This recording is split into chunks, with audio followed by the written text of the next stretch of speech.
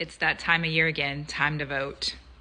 We have several propositions on the ballot this year in Texas that affect homeowners, so it's really important people get out and vote this year. We have early voting open right now.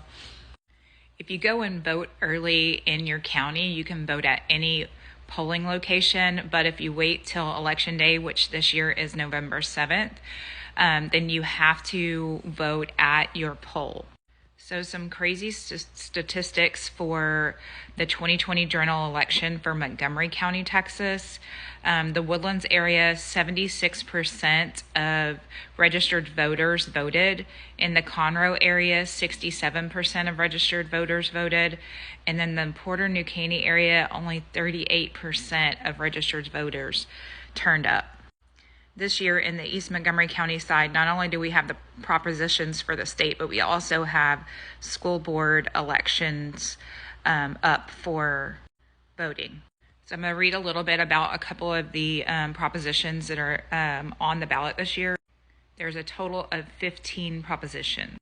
So in Proposition 1, it is talking about the constitutional amendment protecting the right to engage to farming, ranch, timber production, horticulture, and wildlife management. And you get to vote for or against that.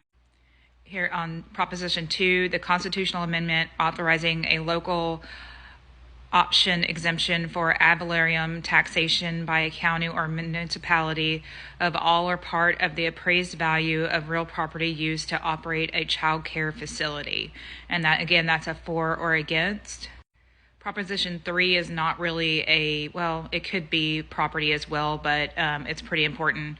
That one states the constitutional amendment prohibiting the imposition of an individual wealth or net worth tax, including a tax on the difference between the assets and liabilities of an individual or family.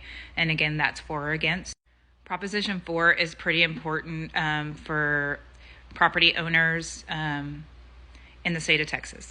So this one reads, the constitutional amendment to authorize the legislature to establish a temporary limit on the maximum appraised value of real property other than a residence homestead for ad valorem tax purposes, to increase the amount of the exemption from ad valorem taxation by a school district applicable to residence homesteads from $40,000 to $100,000, to adjust the amount of the limitation on school district ad valorem taxes imposed on the residence homesteads of the elderly or disabled to reflect increases in certain exemption amounts, to accept certain appurations to pay for ad valorem tax relief from the constitutional limitation on the right of growth of apparitions, and to authorize the legislature to provide for a 4-year term of office for a member of the board of directors for certain appraisal districts. So what they're talking about here is right now our homestead exemption is at $40,000, and they're doing a temporary increase to $100,000,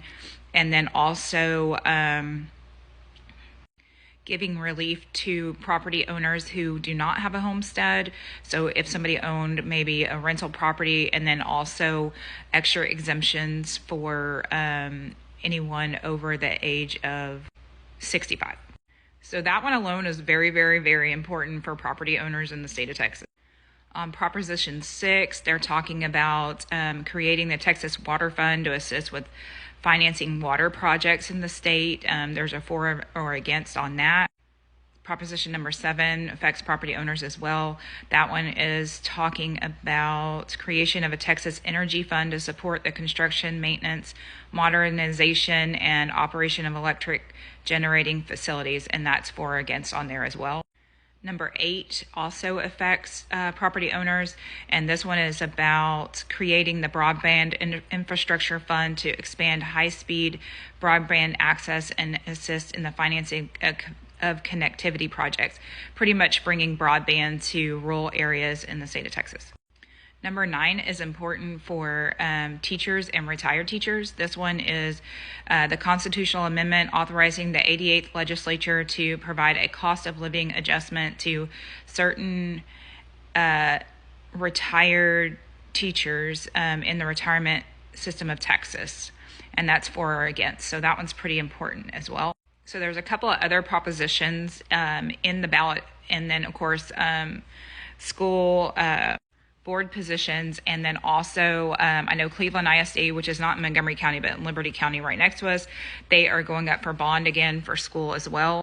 Conroe ISD is going up for bond. If you're in the Woodlands area, there's township positions that are open as well. If you go to elections.mctx.org, you can pull up the sample ballot. It's going to show everything that's on the ballot. It'll be kind of hard to tell which district you're in unless you know that for sure, as far as school board, bonds, and stuff like that, and then township. But you can actually read over all the terminology on all of the propositions that are available and do your research before you go vote. But most polling places are open Monday through Friday. Some of them are open on Saturdays. So make sure you get out and make your voice heard, whether you're for or against all of these propositions.